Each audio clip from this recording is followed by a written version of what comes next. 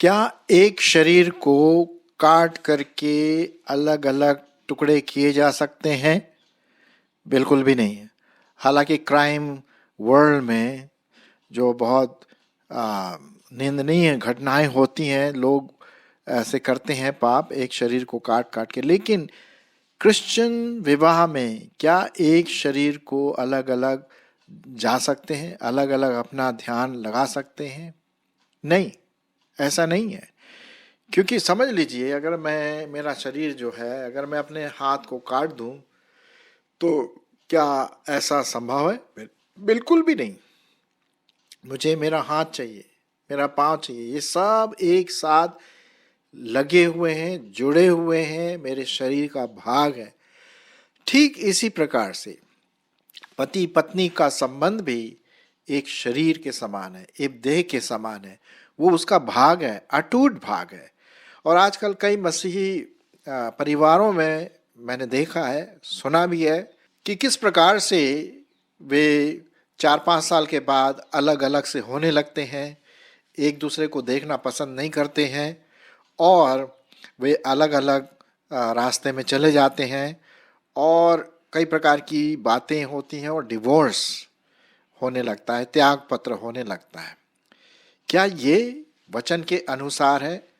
बिल्कुल भी नहीं। क्या एक शरीर के अलग अलग अंग हो सकते हैं? अब जैसे कि आप यहाँ पर देख रहे हैं इस ब्लैक एंड वाइट डायग्राम में कि पहले तो नीचे की तरफ दोनों बहुत शादी के समय बहुत खुश थे, 1 साल 2 साल, लेकिन धीरे धीरे उन दोनों की सोच, उन दोनों का व्यवहार एक दूसरे के प्रति बहुत खट्टा होता गया और वे अलग अलग मार्ग लेने लगे। जैसे कि अगर आप देख सकते हैं, छोटे छोटे पद चिन्ह हैं जो शादी के चंद महीनों बाद या साल के बाद वो अलग अलग अपना स्थान लेते हैं और एक दूसरे से अलग होते हैं। पति और पत्नी का अलगाव बाइबल के वचन के अनुसार बिल्कुल मनाही है। डिवोर्स की तो बात आ ही नहीं सकती। और यही बात फरीसियों और सदूकियों ने प्रभु यीशु मसीह से भी पूछा। चलिए आइए देखते हैं उन्होंने क्या कहा, क्योंकि हमारा जो भी बात हम एक दूसरे के साथ करते हैं वो वचन के अनुसार है, बाइबल के अनुसार होना। मैं आपके लिए पढ़ूंगा मत्ती रचित सुसमाचार उसका 19 अध्याय 3 पद से 9 पद। मत्ती उसका 19 अध्याय 3 पद से। तब फरीसी उसकी परीक्षा करने के लिए पास आकर कहने लगे, क्या हर एक कारण से अपनी पत्नी को त्यागना उचित है? उसने उत्तर दिया, क्या तुमने नहीं पढ़ा कि जिसने उन्हें बनाया उसने आरंभ से नर और नारी बनाकर कहा, इस कारण मनुष्य अपने माता पिता से अलग होकर अपनी पत्नी के साथ रहेगा और वे दोनों एक तन होंगे। अतः वे अब 2 नहीं परंतु एक तन है, एक शरीर है, एक देह है। इसलिए जिसे परमेश्वर ने जोड़ा है उसे मनुष्य अलग न करे। उन्होंने यीशु से कहा, फिर मूसा ने क्यों यह ठहराया कि त्याग पत्र देकर उसे छोड़ दे? उसने उनसे कहा, मूसा ने तुम्हारे मन की कठोरता के कारण तुम्हें अपनी पत्नी को छोड़ देने की अनुमति दी, परंतु आरंभ में ऐसा नहीं था। और मैं तुमसे सच कहता हूं कि जो कोई व्यभिचार को छोड़ और किसी कारण से अपनी पत्नी को त्याग कर दूसरी विवाह करे वह व्यभिचार करता है, और जो उस छोड़ी हुई से विवाह करे वो भी व्यभिचार करता है। आपने सुन लिया। मतलब डिवोर्स का, त्याग पत्र का तो सवाल ही नहीं है जब एक नर और नारी या पति पत्नी मिलते हैं विवाह में और एक दूसरे के साथ वो एक वाचा बांधते हैं।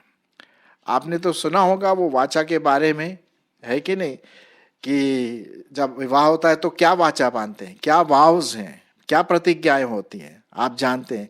वहाँ इस प्रकार से आपने ज़रूर प्रतिज्ञा की होगी, मैंने किया है कि मैं तुम्हें अपने पति या पत्नी मानता हूँ और विवाहित पति या पत्नी बनने के लिए आज से आगे अच्छे के लिए, बुरे के लिए, अमीर के लिए, गरीब के लिए, बीमारी में या स्वास्थ्य में प्यार करते रहेंगे और एक दूसरे को संजोते रहेंगे जब तक कि मृत्यु हमको अलग ना करे। और यहाँ मैं तुम्हें अपने वफादारी की प्रतिज्ञा देती हूँ। आप समझ गए ना? हम सबों ने जो विवाह किया है या करने वाले हैं, ये प्रतिज्ञा, ये वाव्स हम रखते हैं एक दूसरे के सामने। तो प्रश्न ये उठता है भाई, तो क्या हम यही वाव, यही प्रतिज्ञा जीवन भर रखते हैं या कुछ साल के बाद भूल जाते हैं?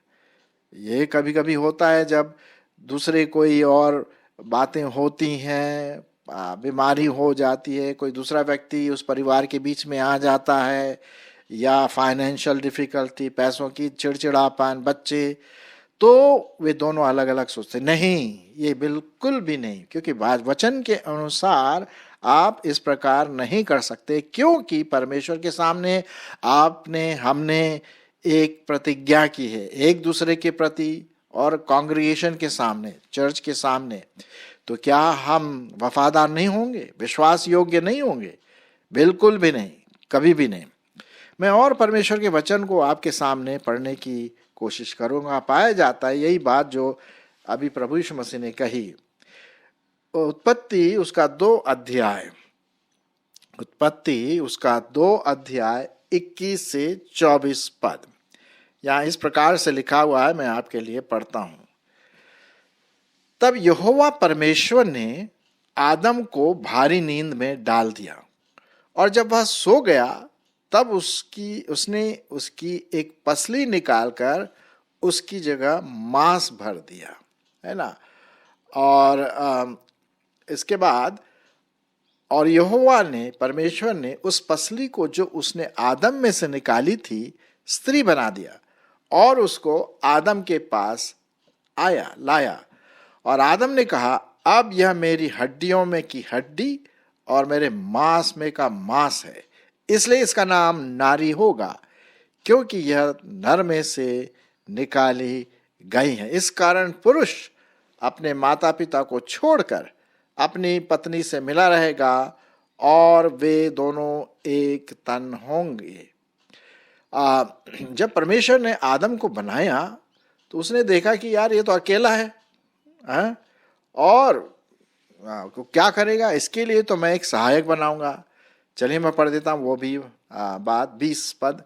अतः आदम ने सब जातियों के घरेलू पशुओं और आकाश के पक्षियों और सब जाति के बनेले पशुओं के नाम रखे, परंतु आदम के लिए कोई ऐसा सहायक न मिला जो उससे मेल खा सके। और तब परमेश्वर ने आदम के लिए स्त्री बनाई, पत्नी बनाई, और क्या लिखा है कि वे दोनों एक तन होंगे और उनको कोई भी अलग नहीं कर सकता और ना करना है। मरकुस उसका 10 अध्याय 8 पद मैं आपके लिए पढ़ूंगा। मरकुस रचित सुसमाचार उसका 10 अध्याय और उसका 8 पद। यहाँ पर इस प्रकार से लिखा हुआ है कि वे दोनों क्या होंगे, वही बात जो वहां पर लिखी हुई है जो अभी मैंने आपके सामने पढ़ा, 6 और 7 और 8 पद। पर सृष्टि के आरंभ से परमेश्वर ने नर और नारी करके उनको बनाया। इस कारण मनुष्य अपने माता पिता से अलग होकर अपनी पत्नी के साथ रहेगा और वे दोनों एक तन होंगे। इसलिए वे अब दो नहीं परंतु एक तन। इसलिए जिसे परमेश्वर ने जोड़ा है उसे मनुष्य अलग ना करे। कितना साफ लिखा हुआ है, बिल्कुल साफ रीति से यहाँ पर लिखा हुआ है परमेश्वर के वचन में कि जब पति पत्नी एक दूसरे को कसम खा करके, प्रतिज्ञा करके, वाव्स करके एक दूसरे को बोलते हैं, गरीबी में, अमीरी में, दुख में, सुख में, सब कुछ, जैसे भी स्थिति में हम एक दूसरे के प्रति विश्वास योग्य बने रहेंगे जब तक कि मृत्यु हमें अलग नहीं करती। कहने का मतलब मृत्यु आने तक आप एक दूसरे से कभी भी अलग नहीं हो सकते। अब मैं नहीं बोल रहा हूँ कि घर में परेशानी नहीं होती, पति पत्नी के बीच में मिसअंडरस्टैंडिंग हो जाती है, चिड़चिड़ापन आता है, गुस्सा होता है, अरे भाई ये किसके साथ नहीं होता, मेरे साथ भी होता है। लेकिन लेकिन इसका मतलब ये नहीं कि हम अलग रहें, बिल्कुल भी नहीं, क्योंकि ये परमेश्वर की कोई कभी इच्छा नहीं थी। उसने कहा जिंदगी भर तक, जब तक कि मौत मृत्यु हमें एक दूसरे से अलग ना करें। और आजकल हम देखते हैं कई ऐसे पति पत्नियां हैं, विशेष करके मसीह घरानों में, जब वे अलग हो जाते हैं, अलग रहते हैं और बातचीत नहीं करते। अगर एक घर में भी रहते हैं तो एक दूसरे से बातचीत नहीं करते हैं, बच्चों से बात करवाते हैं, एक प्रकार का टेंशन बना रहता है, बच्चे बेचारे परेशान हो जाते हैं, ये मम्मी पापा को क्या हो गया, पहले तो बड़े अच्छे थे, जब शादी हुई सब कुछ बड़ा अच्छा था, दोनों मिलजुल के रहते थे, लेकिन अब इनमें परेशानी आ गई हैं और इस प्रकार से वे अलग धीरे धीरे चाहते हैं। कभी कभी इसका कारण ये भी होता है, कभी हर चीज कोई ना कोई कारण होता है। एक तो कारण हो सकता है भाई पैसों की कमी है और पत्नी को कुछ खरीदना है, पति बोलता है मेरे पास पैसे नहीं है और ये है वो है, तो पत्नी परेशान हो जाती है या पति परेशान हो जाता है। कभी बीमारी क्या है, तो हमेशा बीमार पड़े रहते हो, वो भी बोलता है। मतलब एक प्रकार का दूसरों के बीच, दोनों के बीच में बहुत खटर पटर होने लगता है। और उस बोलता है कि यार इससे अच्छा तो शादी नहीं करनी चाहिए थे, मैं अलग होऊंगा, मैं अलग हो जाऊंगी।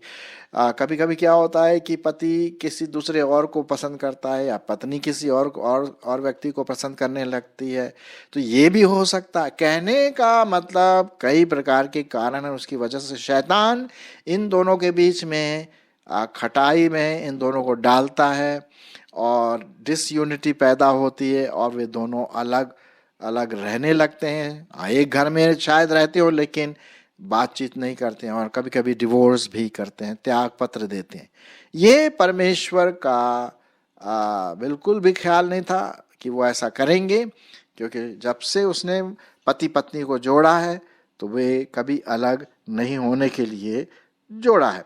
अब इसमें एक बात और मैं आपके सामने रखना मांगता हूँ और वो पाया जाता है पहला कुरिन्थियों उसका 7 अध्याय और उसका 39 और 40 पद। कभी कभी क्या होता है, लोग त्याग पत्र दे करके, डिवोर्स करके एक दूसरे से शादी करते, कहीं और जाकर के शादी करते, वो भी व्यभिचार है। अगर आप अपनी पत्नी को डिवोर्स करके कहीं और से शादी करते हैं या पत्नी को डिवोर्स करके या पति को, तो वो सब व्यभिचार के दायरे में आ जाता। हम समूह को बहुत होशियार रहना है। मैं आपके लिए पढ़ूंगा पहला कुरिन्थियों 7 अध्याय, पहला कुरिन्थियों उसका 7 अध्याय और 10 और 11 पद। लिखा हुआ है, जिनका विवाह हो गया है उनको मैं नहीं वरन प्रभु आज्ञा देता है कि पत्नी अपने पति से अलग ना हो। सुना आपने कि पत्नी अपने पति से अलग ना हो, और यदि अलग भी हो जाए तो बिना दूसरा विवाह किए रहे या अपने पति से फिर से मेल कर ले, और न पति अपने पत्नी को छोड़े। ये परमेश्वर का वचन है। यदि हम कहते हैं कि हम विश्वासी हैं और प्रभु से प्यार करते हैं, हमारा उद्धार हुआ, हम चर्च जाते हैं, लेकिन साहब अगर ऐसी हालात आपके जीवन में है पति पत्नी के बीच में, तो ये तो वचन के अनुसार नहीं है। वचन बोलता है कि अलग होने का सवाल नहीं है। हाँ, अगर हमारे बीच में कुछ टेंशन है, हम एक दूसरे के साथ बैठ करके बातचीत करते हैं। हमारे साथ भी ऐसे होता है। मैं भी जब कभी अपने पत्नी के साथ ऐसी बातें आती हैं तो हम बैठ करके बात करते हैं कि भाई कहाँ पर गड़बड़ी हुई, क्या है, और प्रभु यीशु मसीह के अनुग्रह से हम उसको दूर कर देते हैं। क्योंकि हमारा कमिटमेंट, हमारा एक दूसरे को अपने आप को समर्पण करना एक दिन के लिए नहीं, एक साल के लिए नहीं, 10 साल के लिए नहीं, जीवन भर के लिए। ये गुड़ियों का खेल नहीं है कि आप एक टूट गया तो दूसरा उठा लाए। नहीं नहीं नहीं नहीं, है ना। तो कभी कभी आपने सुना होगा एडवर्टाइजमेंट क्या आता है, भाई बजाज प्रेशर कुकर में क्या है, पुराना बजाज प्रेशर कुकर लाओ और नया ले जाओ। ये बजाज प्रेशर कुकर नहीं है, ये जीवन की बात है। ये जीवन की बात है। तो जिसको परमेश्वर ने जोड़ा है उसको अलग कोई भी नहीं कर सकता। इसमें एक और पद मैं आपके लिए पढ़ूंगा, 39 और 40, पहला कुरिन्थियों उसका 39 और 40 पद भी मैं आपके लिए पढ़ देता हूं। यहां पर इस प्रकार से लिखा हुआ है परमेश्वर के वचन में, जब तक किसी स्त्री का पति जीवित रहता है तब तक वह उससे बंधी हुई है, परंतु जब उसका पति मर जाए तो जिसे चाहे वो विवाह कर सकती है, परंतु केवल प्रभु में। परंतु जैसे ही जैसी है यदि वैसे ही रहे तो मेरे विचार में और भी धन्य है, और मैं समझता हूँ कि परमेश्वर का आत्मा मुझ में है। तो अगर आप अलग भी हो गए लेकिन आप मिल जाने की कोशिश करिए, बातचीत करिए, पास्टर के पास जाइए, काउंसलर के पास जाइए और फिर से एक हो जाइए। ये आपके लिए भी बहुत अच्छा है, आपके बच्चों के लिए भी बहुत अच्छा है, और ये मसीह को भाता है, और दूसरे जो और विश्वासी हैं चर्च में उन लोगों के लिए भी आप एक मॉडल बन सकते हैं, एक आदर्श बन सकते हैं, है ना। दो चीज़ें मैं आपके सामने बताना मांगता हूँ कि इस प्रकार की परिस्थिति कभी ना आए। वो ये है कि पति अपने पत्नी को अपनी देह के समान प्रेम रखे, ठीक है, और पत्नी अपने पति को पूर्ण रीति से समर्पण करे। अगर ये दोनों आप करेंगे ना तो कभी भी ऐसी नौबत नहीं आएगी कि आप में मतलब अलगाव की भावना हो, है ना। चलिए मैं आपके लिए पढ़ देता हूं इफिसियों 5:22। इफिसियों की पत्री और उसका 5 अध्याय और 22 पद। यहां पर इस प्रकार से लिखा हुआ है, हे पत्नियों, यहां लिखा क्या है, हे पत्नियों, अपने अपने पति के ऐसे अधीन रहो जैसे कि प्रभु के। आपको पत्नी को, यहां पर विशेष करके पत्नी को यह बात दी गई है कि आप अपने पति के साथ ऐसे अधीनता के पूर्वक रहें जैसे प्रभु यीशु मसीह के, है ना। समर्पित, पति को पूर्ण रीति से समर्पित किया जाए। कुलुसियों 3:18 में भी ये बातें लिखी हुई हैं। और क्योंकि क्या लिखा हुआ है 23 पद, क्योंकि पति तो पत्नी का सिर है जैसे कि मसीह कलीसिया का सिर है, और आप ही देह का उद्धार करता है। अच्छा, पतियों के बारे में भी कुछ लिखा है भाई, पत्नियों के बारे में लिखा है कि वो समर्पित हों अपने पति को। पति के बारे में लिखा हुआ है इफिसियों 5 उसका 25 अध्याय। हे पतियों, अब सुनिए पतियों के बारे में, हे पतियों, अपनी अपनी पत्नी से प्रेम रखो जैसा मसीह ने भी कलीसिया से प्रेम करके अपने आप को उसके लिए दिया है। आप समझ गए ना। सो पतियों के लिए क्या लिखा है कि वो अपने पत्नी से अपनी देह के समान प्रेम रखे। 28 पद भी मैं आपके लिए पढ़ देता हूं, यहां लिखा हुआ है, इसी प्रकार उचित है कि पति अपनी अपनी पत्नी से अपनी देह के समान प्रेम रखे, और जो अपनी पत्नी से प्रेम रखता है वो अपने आप से भी प्रेम रखता है। और इसीलिए लिखा हुआ है 31 पद में, इस कारण पुरुष माता पिता को छोड़कर अपनी पत्नी से मिला रहेगा और वे दोनों एक तन होंगे। पर मैं तुमसे कहता हूं कि हर एक अपनी पत्नी से अपने समान प्रेम करे और पत्नी भी अपने पति का भय माने। तो यहां पर अलगाव की स्थिति आने का सवाल ही नहीं है यदि पत्नी पूरी रीति से 100% अपने पति को समर्पित करती है और पति भी 100% अपने पत्नी से अपनी देह के समान प्रेम रखता है, तो अलगाव की बात नहीं। समस्या तो आएंगी, इसमें कोई शक की बात नहीं है। हर एक परिवार में किसी न किसी प्रकार की समस्या आती है, लेकिन उस समस्या को सुलझाने के लिए वो हमारा प्रभु यीशु मसीह का अनुग्रह, उसका भय, प्रभु का परमेश्वर का भय, प्रेम और समर्पण, क्षमा, एक दूसरे से क्षमा मांगना, ये सब बातें आपको अलग होने से बचा के रखेगी। और आप देखेंगे कि आपके बच्चे, आप दोनों, परिवार के और दूसरे लोग, प्रभु मसीह इससे आनंदित होता, उससे महिमा होती है उसकी, और साथ ही साथ आप कलीसिया के लिए एक आदर्श, एक मॉडल भी बन जाते हैं। तो भाई क्या एक देह में दो अंग होंगे? नहीं, एक देह में सभी अंग होंगे, हाथ, पांव, नाक, कान, सब उसी एक अंग का भाग है। हम नहीं कह सकते हाथ काट करके अलग रख दो, पांव काट के अलग रख दो, नहीं नहीं नहीं, सब एक पार्ट है। उसी प्रकार से जब पति पत्नी एक होते हैं तो वो आप दो नहीं परंतु एक हैं, और वो अलग अलग होने का सवाल ही नहीं होता। यदि आप में से कोई सुन रहा है इस वचन को, आप ध्यान दीजिए, यही हमारी प्रार्थना है कि आप दोनों कभी अलग ना हो। यदि अलग हैं, मिल जाएं, पास्टर के पास जाएं, किसी अच्छे काउंसलर के पास जाएं, प्रार्थना करें एक दूसरे के साथ, लेकिन समर्पण और प्रेम, पत्नी का पति के प्रति समर्पण और पति का पत्नी के प्रति प्रेम अगर रहे तो अलग होने का सवाल ही नहीं भैया, मिल जाओ, है ना। और अगर आप जो वचन सुन रहे हैं और आपके साथ ऐसा नहीं है, लेकिन आप दूसरों को बताइए कि भाई ये वचन सुनो, क्या यहाँ पर जैसे मैं लिखा, क्या एक शरीर अलग हो सकते हैं? बिल्कुल भी नहीं हो सकते, कभी भी नहीं। आइए हम एक दूसरे से मिले रहें और प्रभु की महिमा करें।